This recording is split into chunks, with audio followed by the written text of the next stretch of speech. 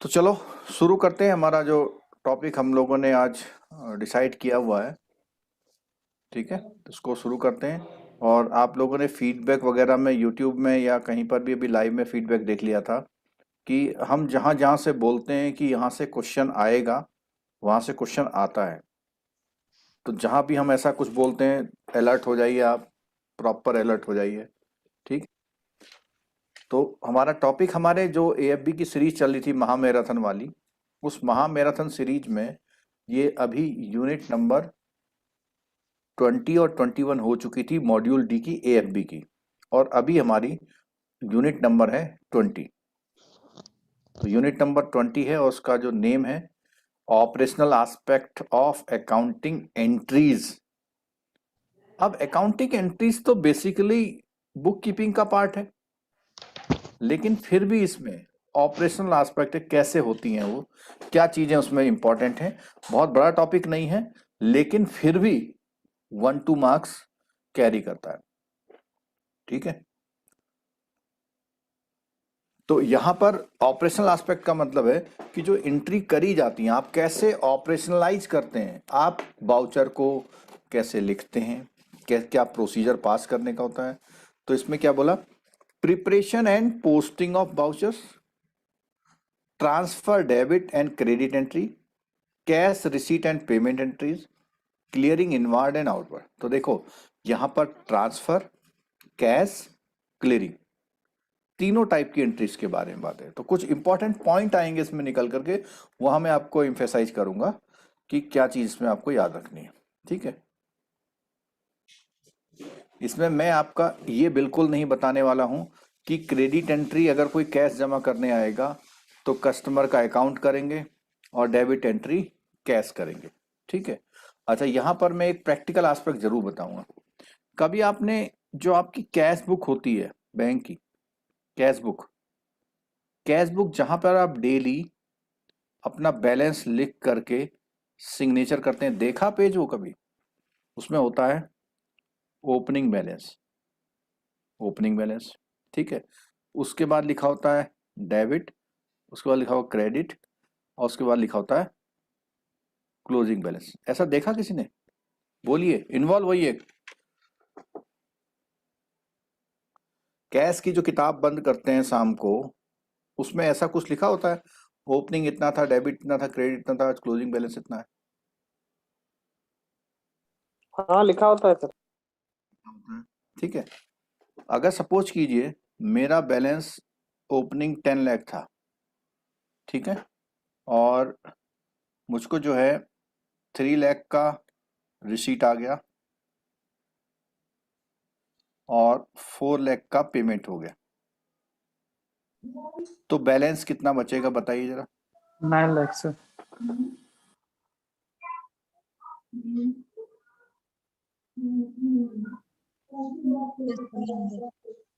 4 लाख से। कितने? 9 लाख। 9 लाख। 9 लाख। अब ये जो रिसीट है वो यहां पर आ गई और पेमेंट यहां पर आ गया। ठीक है।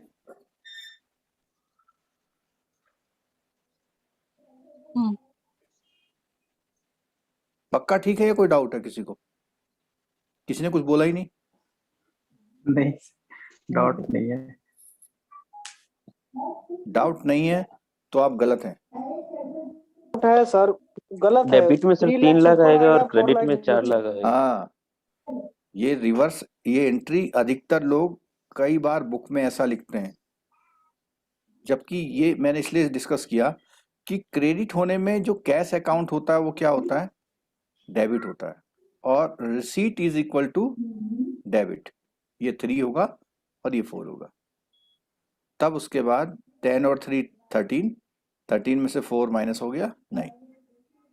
तो एक तो अपना बुक में ये चेक कर लेना कि आप सही लिख रहे हैं, लिख रहे हैं।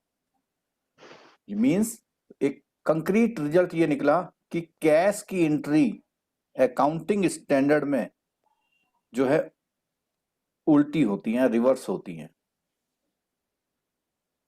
ठीक है। चलो अच्छा, अब बात आती है एक एक तो होता है बाउचर।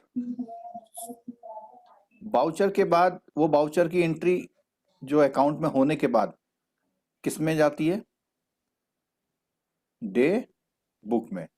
डे बुक से कहाँ जाती है एंट्री? जीएल में। जनरल लेजर में। हाँ, voucher, number of vouchers, day book group wise, और जीएल समरी। ये कॉन्सेप्ट होता है बैंकिंग का। तो आप लोग ने क्योंकि मैनुअली काम नहीं किया है, आप मुझे बताएं इन तीनों में से कौन सा काम अभी आप मैनुअली कर रहे हैं? वाउचर बाउचर वाला कर रहे हैं। बाउचर के बाद जो डे बुक है वो कहीं दिखाई देती है आपको? दिखाई तो देती है पर करते नहीं है।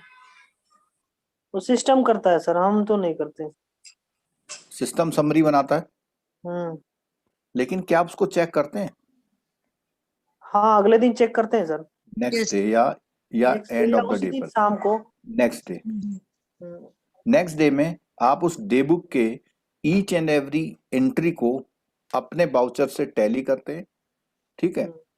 कुछ एंट्री टैली नहीं होती हैं, वो कौन सी एंट्री कही जाती हैं? Contra entry, system system entry. Suspense वाली सिस्टम एंट्री। सिस्टम एंट्री बोलते हैं, ठीक है? हम्म। तो सिस्टम एंट्री जो यहाँ पर हो रही हैं वो एंट्री है जो आपने नहीं कही, सिस्टम ने करी। जैसे इंटरेस्ट लगाना, चार्जेस काटना, ठीक है? और स्टैंडिंग इंस्ट्रक्शंस, ईसीएस, एनईएफटी, ये एंट्री सिस्टम ऑटोमेटिक करता है, ठीक है? तो यहाँ पे क्या है, in case of computerize operation the accounting entry the system is made by the staff concern and authenticated by the official concern. The system takes care of the remaining operation affecting on the day book and GL. इसलिए मैंने समझाया आपको कि day book और GL का काम आजकल system खुद ही कर रहा है, ठीक?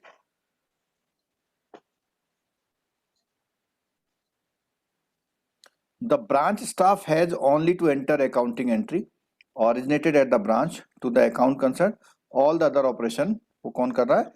फाइनेंशियल स्टेटमेंट में जितने भी ऑपरेशन है वो सारा सिस्टम अपने आप कर रहा है। चलिए अब आते हैं peculiar features of accounting systems in bank. जो अकाउंटिंग सिस्टम है उसके कुछ फीचर हैं, क्या चीजें हैं? इन case of the bank the need of the ledger account specially those of customers. Hello,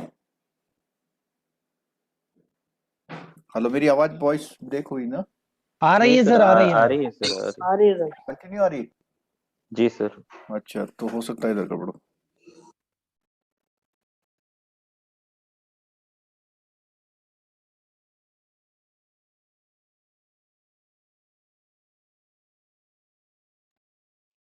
चलिए, इन case of banks the need for the ledger accounts especially those of customers being accurate and up to date is much stronger than in most other type of enterprise. तो बैंकों में बोला कि जो अकाउंट्सों का maintenance होता है वो काफी स्ट्रॉन्गर है। Bank can not afford to ignore its ledger particularly those containing the accounts of its customer and has to enter every transaction into the ledger as soon as it means immediate entry हो जाती है उसको। In the case of the banks, relatively lesser emphasis is placed on the books of prime entry such as cash book और journal. तो यहाँ पे कह रहा है कि बैंक में जो है जो प्राइम एंट्री है कैश बुक और जर्नल से ज्यादा एम्फेसिस किस पे दिया जा रहा है?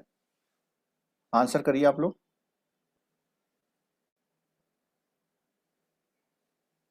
बैंकों में ज्यादा एम्फेसिस इस बात पे दिया जाता है कि जो कस्टमर का अकाउंट है उस चीज को तुरंत इफेक्ट किया जाए, रादर जो बैंक का प्राइमरी एंट्री और जर्नल्स की एंट्री है उसको छोड़ते हुए। This is unlike most other type of enterprise where books of prime entry are generally kept up to date while ledgers including journal ledgers and subsidiary ledger for debtor creditor are written afterward. Means आपने देखा होगा other organisation में उन्होंने एक tally operator रखा हुआ है। क्या रखा हुआ है? Tally operator. और टैली ऑपरेटर इवनिंग में आता है 2 आवर्स के लिए, और जितने डे की जितने वाउचर्स होते हैं उनको एंटर करके चले जाता है। यानी कस्टमर के उसमें एंट्री शाम को हो रही है, लेकिन गुड्स की डिलीवरी होनी है वो इमीडिएट हो जा रही है। वो एक चालान वगैरह करके रख लेते हैं। पेमेंट लेना है, पेमेंट भी इमीडिएट ले ले रहे हैं, उसको रसीद भी दे रहे हैं। लेकिन एंट्री कब हो रही है? बाद में हो रही है। लेकिन बैंकिंग में क्या होता है कि उसकी एंट्री सबसे पहले होती है। ठीक। Bank follow the accounting procedure of voucher posting. Bank में जो प्रोसीजर है उसका नाम क्या है?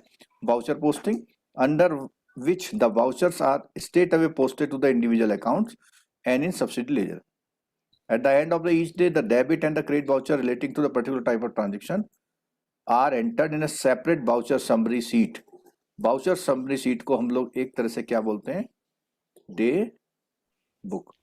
And the total thereof posted in respective control account in the general ledger. और फिर उससे जनरल लेजर। लेकिन ये सारा काम सिस्टम करता है। टाइप ऑफ ट्रांजेक्शन, तो टाइप ऑफ ट्रांजेक्शन में देखो हमने बात करी थी कितने टाइप के ट्रांजेक्शन थे। उसमें क्या बोला?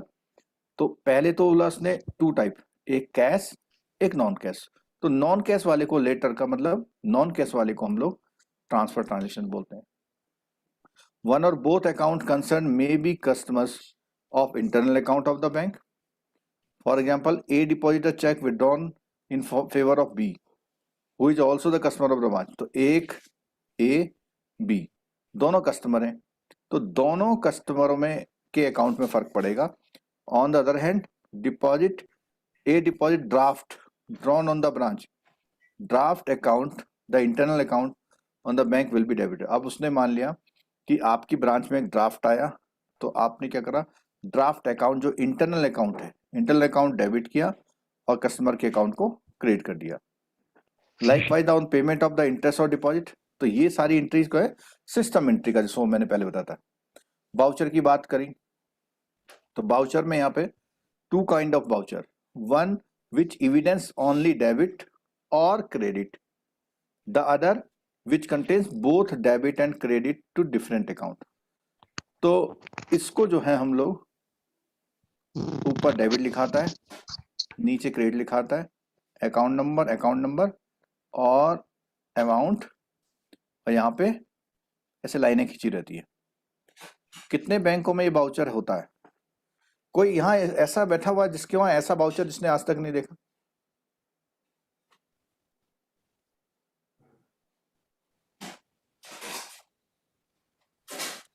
होते सर ना, दोनों कॉन्ट्रा अलग अलग होते हैं सर, डेबिट और क्रेडिट दोनों ही अलग अलग है।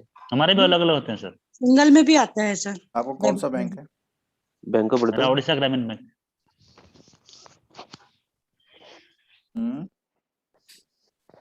सर एसबीआई में हमने तो देखा है, दोनों साथ भी रहते, कॉन्ट्रा वाउचर कहते हैं। बड़ौदा बैंक में सर अभी तक तो नहीं देखा, बैंक ऑफ बड़ौदा नहीं देखा गौरव राठी। फिर बैंक में भी सर अलग जी अलग देखा है। वाउचर है, डेबिट वाउचर किसी अलग और अलग कलर देखा का है होता है, सर। क्रेडिट वाउचर और कलर का। हाँ, संदीप जी डेबिट आप कौन से वाउचर बैंक में? रेड। करूर वैश्य बैंक में। करूर वैश्य बैंक। चलो आज आपकी जानकारी बढ़ेगी जरूर। और मैं आपको बता दूं, बैंकों में जब भी सिस्टम अकाउंट से छेड़छाड़ करके फ्रॉड होते हैं, वो उन्हीं बैंकों में होते हैं जिसमें वाउचर अलग अलग बनते हैं। बताएं कैसे? कैसे सर?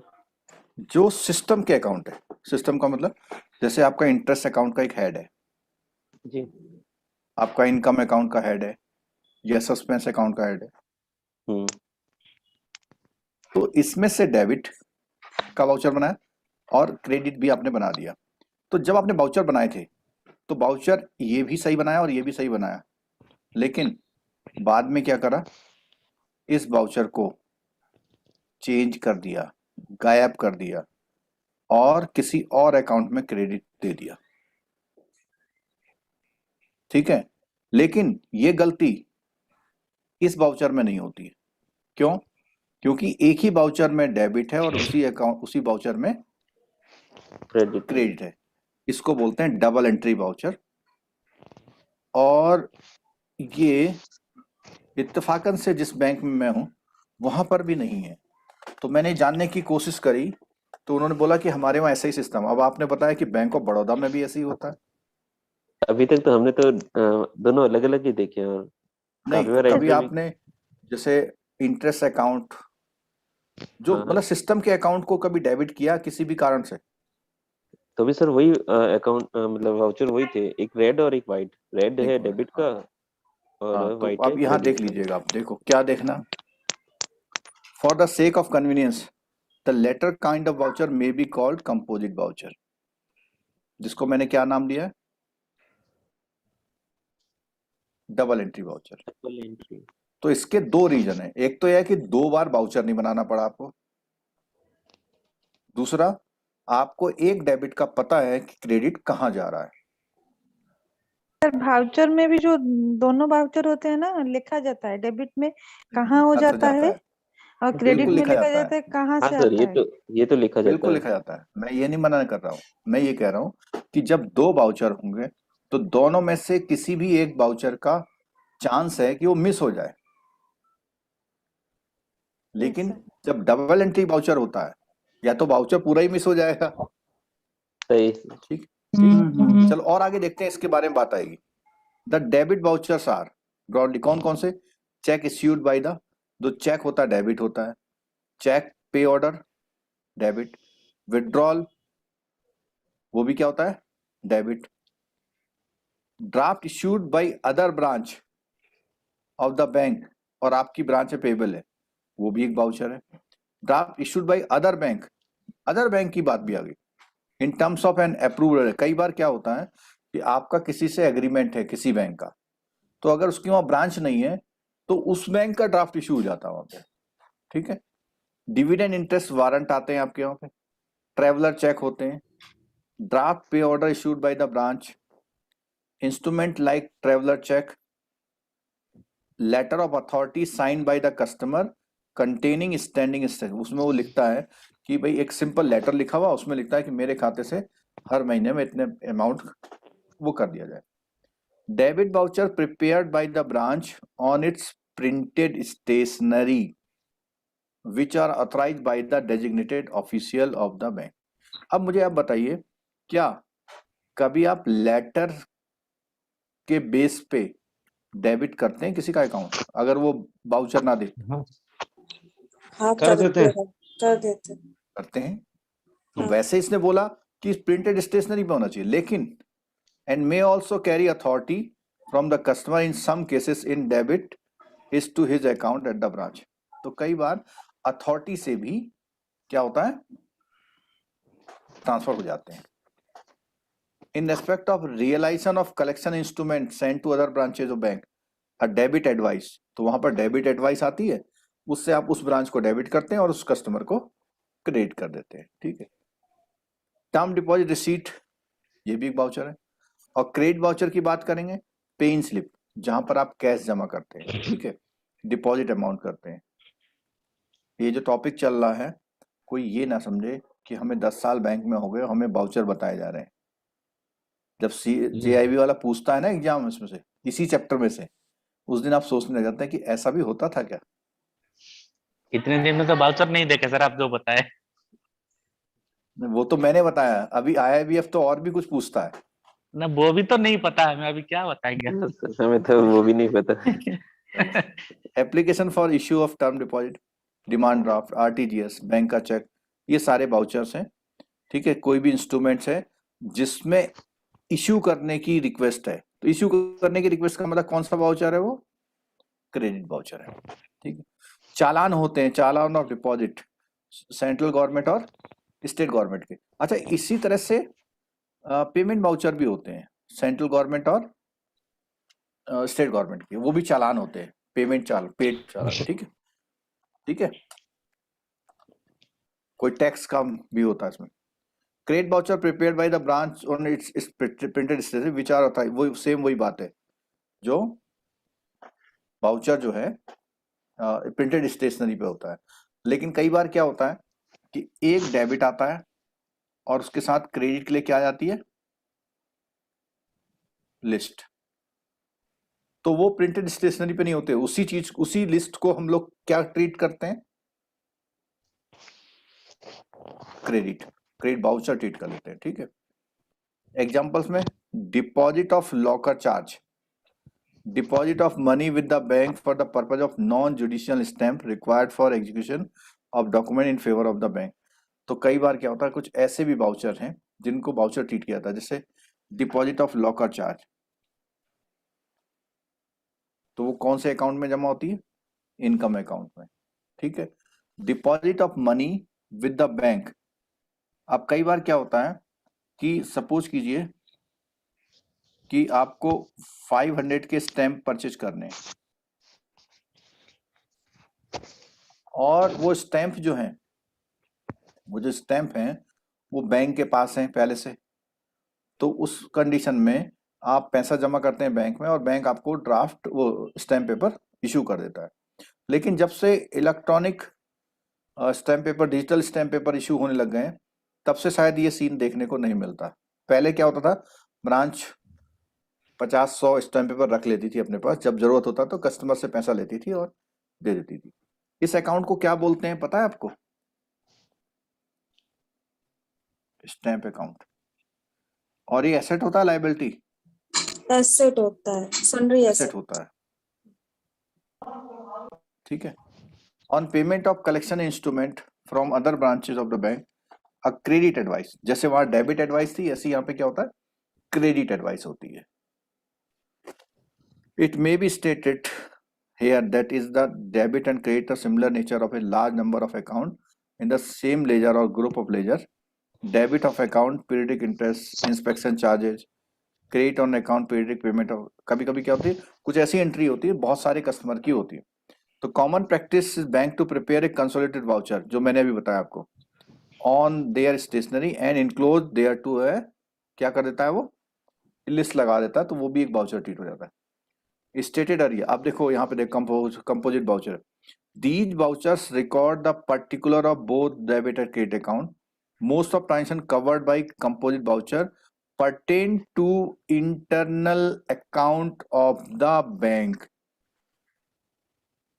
किसी कस्टमर के अकाउंट से डेबिट करके किसी दूसरे कस्टमर के अकाउंट में डेबिट कर रहे हो तो डेबिट क्रेडिट ओके, लेकिन जब इंटरनल अकाउंट को छेड़ रहे हैं आप, जिसको हम नॉन कस्टमर अकाउंट बोलते हैं, जैसे bills received for collection, letter of credit issued by the branch, guarantee issued by branch, such voucher may also be prepared to rectify an error while debiting credit on the account. For example,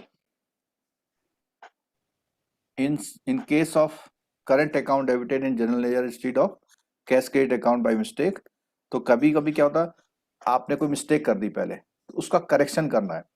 the composite voucher will show debit and cash credit account with corresponding, तो composite voucher इस तरह की entry को पास करता है और उस entry में कस्टमर का ऑथराइजेशन नहीं होता है।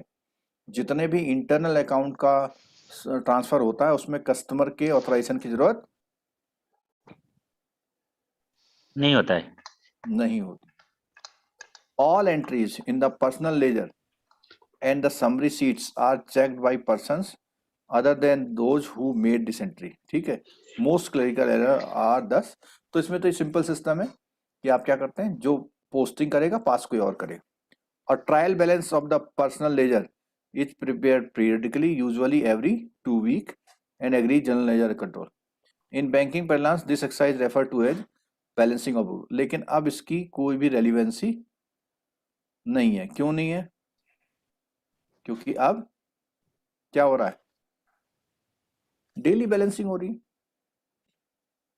कंप्यूटर में तो डेली बैलेंसिंग हो रही है ना। ये तो मेकर चेकर अभी भी तो है ना सर, कोई मेक करेगा कोई पास करेगा, वो भी तो है अभी। नहीं, मेकर चेकर तो वही हो गया कि किसी ने पोस्ट किया, किसने। मैं बात कर रहा हूँ कि जो बैलेंसिंग है पहले जो थी वीकली और वीकली मंथली होती थी या क्वार्टरली होती थी, अब जो है daily balancing. Daily, okay. It is difficult, accounting system of different bank. It is difficult to identify a single accounting system that describe all the feature of system in the operation of different bank, as the accounting system of different bank vary in terms of hardware configuration, software capabilities, level of hardware and software security, and nature of transactions processed. The accounting system in the bank is designed keeping in view the nature of, तो accounting system अपने अपने bank का या आपके customer के according सबने अलग अलग किया हुआ. Every big bank has customized banking software as per its own requirement. The accounting system differ amongst different banks. ठीक है. अब यहाँ पर छोटा सा एक एग्जाम्पल सा है, सब बहुत सिंपल सा है, सबको पता है क्या हो रहा है. तो इसने बोला कि ABC के नंबर ऑफ डिपॉजिट अकाउंट है. Mister A also has his saving account in that branch. A had following transaction. अब इसकी एक एंट्री बना रखी है सिंपल. ठीक है, देखें इसको. तो उसने डिपॉजिट किया 200 रुपीज. तो ए का अकाउंट है, यहाँ कैश अकाउंट है. तो क्या होगा, 2000 की एंट्री क्या होगी, यहाँ पर डेबिट होगी कैश अकाउंट में, और इसके वाले में क्या होगी, credit. Deposited cheque issued on the same branch by another customer mister B. तो अब यहाँ पे क्या होगा, मिस्टर बी का अकाउंट, डेबिट कितना हो जाएगा 5000, और क्रेडिट किसका अकाउंट हो जाएगा, एक अकाउंट. ठीक है. चेक ऑफ इतने रुपए deposit earlier is paid through clearing. तो अब यहाँ पर 3000 का चेक क्लियर हो रहा है, तो यहाँ क्रेडिट आ जाएगा, और डेबिट क्या हो जाएगा, क्लियरिंग अकाउंट या जो बैंक अकाउंट होगा. अगला है चेक रुपीज ने इशूड टू मिस्टर सी.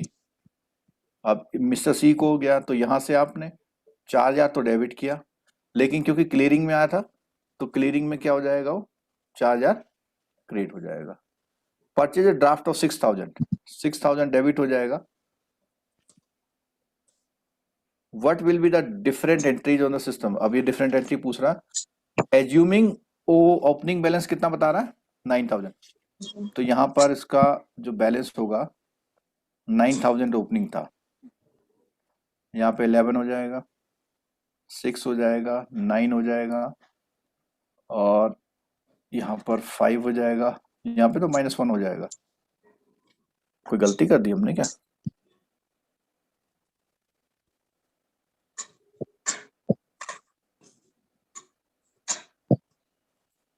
कौन सी एंट्री गलती कर दी हमने. ये 5000 वाली गलती क्यों हो गई हमसे. हाँ गलती हो गई, देखो ये देखना सेकंड नंबर वाला, डिपॉजिटेड चेक ऑफ ₹5000. तो यहाँ पे एक अकाउंट में क्या होना चाहिए था, क्रेडिट, और डेबिट कहाँ हो रखा है, डेबिट सही हो रखा है, देखो जरा,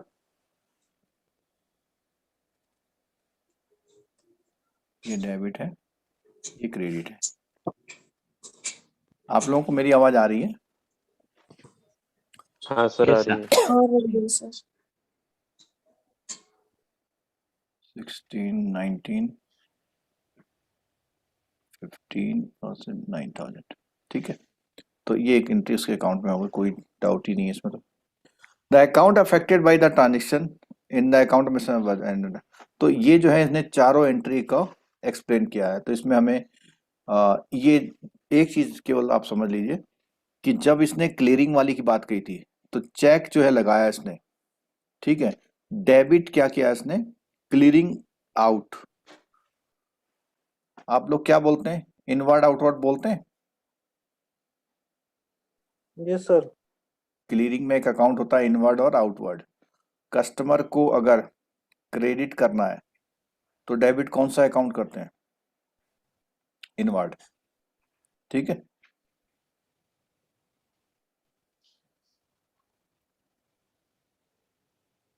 चलो इसमें एमसीक्यू कोई नहीं है.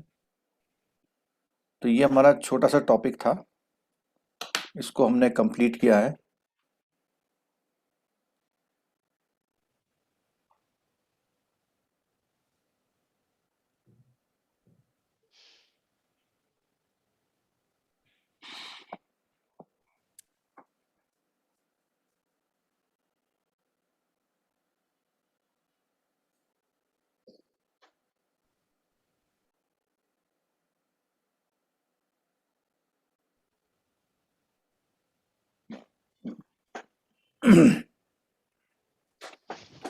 कल दिन भर क्लासेस हैं आपकी, पता है आपको?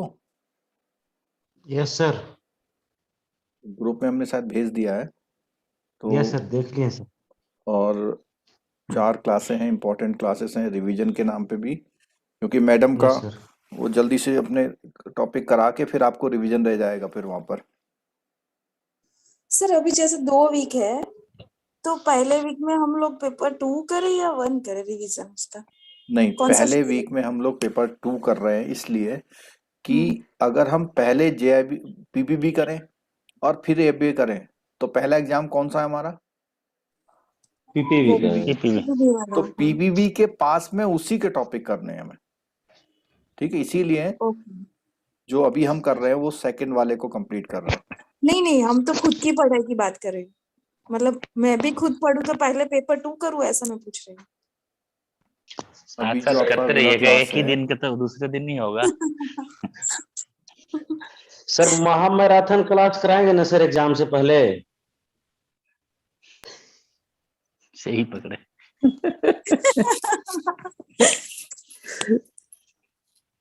सर सुन ही नहीं ले रहे। सुन रहे हैं। बोलो, अभी आवाज बीच में आई नहीं थी आपकी। हाँ सर, निरंजन कुमार सिंह बात कर रहा हूँ सर मैं। सर बोलिए। महामैराथन क्लास कराएंगे ना सर एग्जाम से पहले? वही ज्यादा फायदा करेगा सर, 8-8 घंटे नहीं नहीं, वाला। ऐसा नहीं, देखो महा मैराथन का फायदा तब होता है जब हमारे पास टाइम कम होता है और हम कंसंट्रेट करते हैं, ठीक है? लेकिन फिर भी ठीक आप है, रिक्वेस्ट कर पुराना रहे जो हैं तो रिकॉर्डिंग हम कर सकते हैं, वाला जो है एक लेकिन 8 घंटे का महामैराथन क्लास हाँ, वही देख लेंगे और क्या। नहीं नहीं, लेकिन फायदा उसी को होता है जिसने यहाँ क्लास ले रखी है। हाँ यहाँ पढ़े हैं सर, पढ़ते आ रहे 2-3 साल से पढ़ रहे हैं सर। अब चढ़ते टाइम पे लगता है सब कुछ आता ही है। चलो कराएंगे कराएंगे, ठीक है? ठीक है सर। कराते हैं, तो इस आइए। बार मॉड्यूल पास हो भी कब जाएंगे सर। कराएंगे? सर खासकर मार्केटिंग का मैराथन अगर हो जाता तो अच्छा होता। करा देंगे करा। अब हमें टाइम मिल रहा है, देखो, तो हम एक कोशिश करेंगे कि ये जो कमिंग वीक आ रहा है हमारा, इसमें हम जो रिमेनिंग टॉपिक थी उसको कंप्लीट कर लेते हैं, और उसके बाद जो नेक्स्ट वीक होता है यस उसमें सर। उसमें हम लोग कुछ ऐसा ही कोशिश करेंगे। महा मैराथन के लिए हम एक काम करेंगे जो एग्जाम से 3 दिन पहले है, क्योंकि देखो बहुत जल्दी कराते हैं तो आप लोग भी थोड़ा कैजुअल रहते हैं और मेरा एफर्ट तो पूरा लगता है। Yes sir. Yes sir. मतलब 2 बच्चे बैठे हो या 200 बच्चे बैठे हो, यस सर। ठीक यस है? सर, पढ़ाना तो और आपको दिल से ही पड़ेगा। अच्छा, मैं आपको एक चीज दिखाता हूँ आपको, आप लोग मेरे चेहरे को जरा गौर से देखिए। जी सर, मैं सीआईबी वालों का भी क्लास आप जूम लिंक में देख रहा था, आपको थोड़ा ऐसे लग रहे थे आप थका थका। मैं वो क्लास भी अटेंड किया था, कुछ बंदे बोल रहे थे सोनाली करके कोई मैडम का 1 मार्क से हाँ रह गया, देख रहा था वो हाँ, आपको मैं। सर मैं कैसा अभी एक चीज सीआईबी दिखाता वालों हूँ का आपको। पेपर कैसा हार्ड था क्या? आप मेरा चेहरा देखिए ध्यान से। जी। मैं पिछले 2 महीने हो गए, यस सर।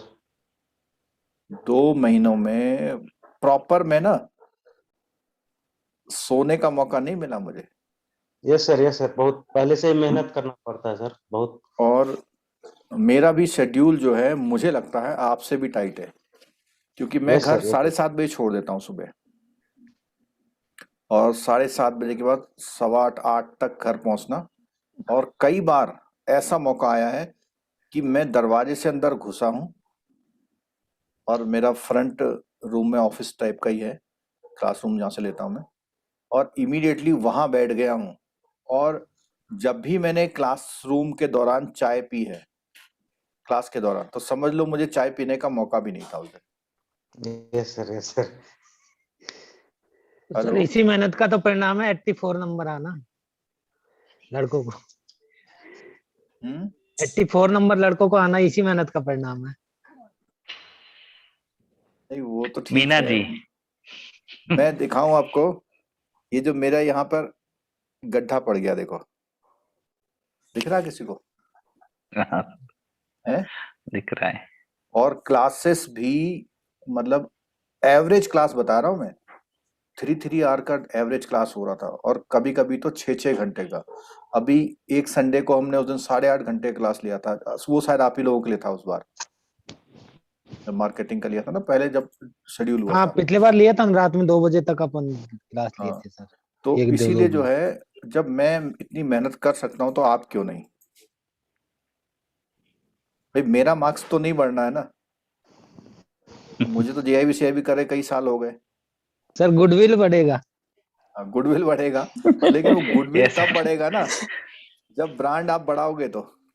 इंटेंजिबल एसेट बन बढ़ गया रहा सर। है। कहीं हमारे गुडविल घट ना जाए पटना कहीं। में प्रोफेसर ट्यूशन पढ़ाते हैं और एससी वर्मा फ्री में पढ़ाते हैं, तो नाम तो एससी वर्मा का ही हुआ है ना सर।